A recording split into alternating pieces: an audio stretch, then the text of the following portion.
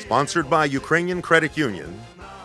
Believe it or not, it's Ron Kahut with Stay Ukrainian, my friends.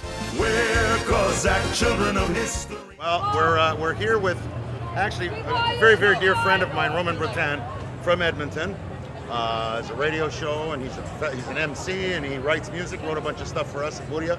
He was MC last year. You weren't supposed to be MC here tonight, were you? No, it's sort of a lucky circumstance. I'm actually here to mark the 120th anniversary of Ukrainian settlement in Canada.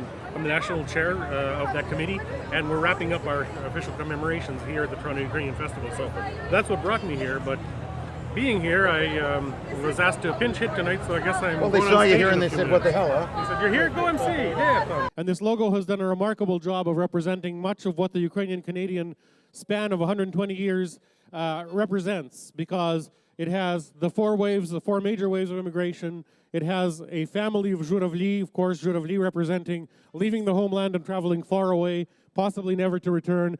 The Trizub and, of course, the maple leaf as a target, as a destination.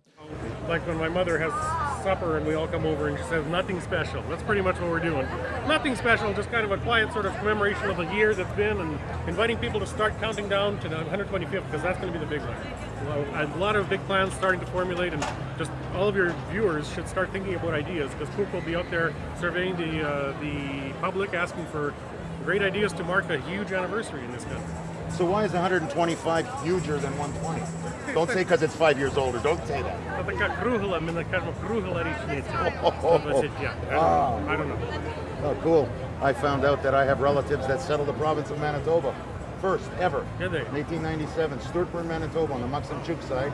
And they apparently, my family apparently built the first Catholic church and the first Orthodox church in Manitoba. So my family started this whole thing going, to fighting, you know? Well, a lot of the talk has been, Alberta, but in actual fact, the reason that this celebration spanned a year and a half instead of just a year is because it wasn't just 1891 that was significant. That was the year, yes, that the first settlers actually, took over their homesteads in Alberta near Edmonton. But in 1892, the first Ukrainian Canadian was actually born, and that was in Manitoba. So, there's a lot of little milestones like that don't just necessarily have to do with Alberta. Still alive, the first one? I don't think so. No, I think it's not. Yeah. Well, apparently our marshals of the parade today were relatives of Ilinyak and Pilipio, or just one of them? Direct descendants, actually. A granddaughter and a great-granddaughter. Of Ilinyak? That's right, of Vasily Ilinyak, yeah. One of the first two pioneers. Now, their homes are in the village, are they not? The Ilinyak home instead is not.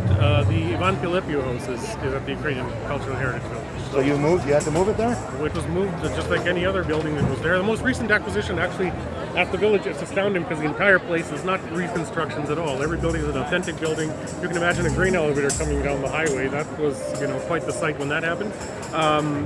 There are amazing feats of engineering that, to make sure these buildings don't fall apart, 100-year-old buildings.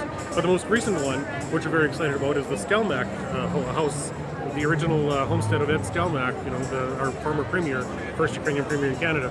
And that'll be sort of on the commemorative side, where we have the Pilipio house and also the Hodylak house, which William Harlak was the first Ukrainian mayor of Edmonton. So the village is really expanding, and anybody who's ever been there and thinks, needs to come back.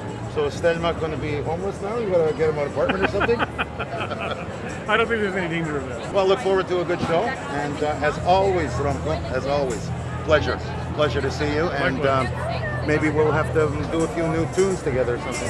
Yeah, absolutely. Hey, start thinking about that 125. 125. Remember, stay Ukrainian, my friends.